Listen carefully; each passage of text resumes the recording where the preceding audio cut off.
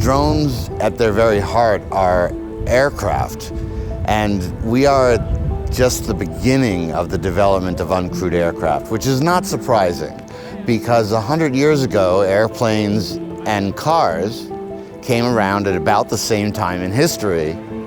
So we see electric cars and we see electric airplanes all evolving at the same time. That is really the underpinning for the more advanced technology based on artificial intelligence and sensors.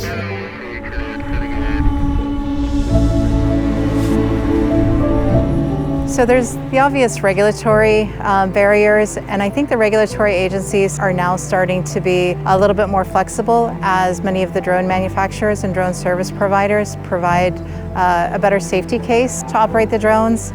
But I think we still have some limitations on battery life and range of drones. I think it's only going to get better with time, but it's still holding the industry back a little bit. What everybody's first point is always the regulation.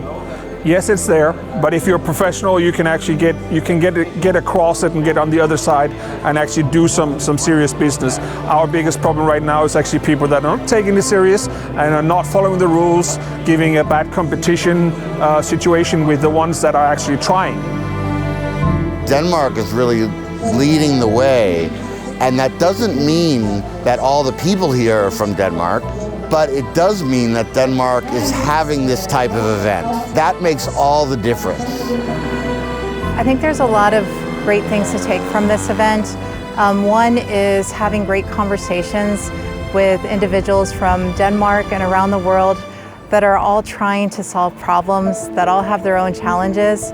And I think it's really interesting to see how other people have solved challenges, how other people are using this technology. And maybe having some insight and some challenges that are heading our way.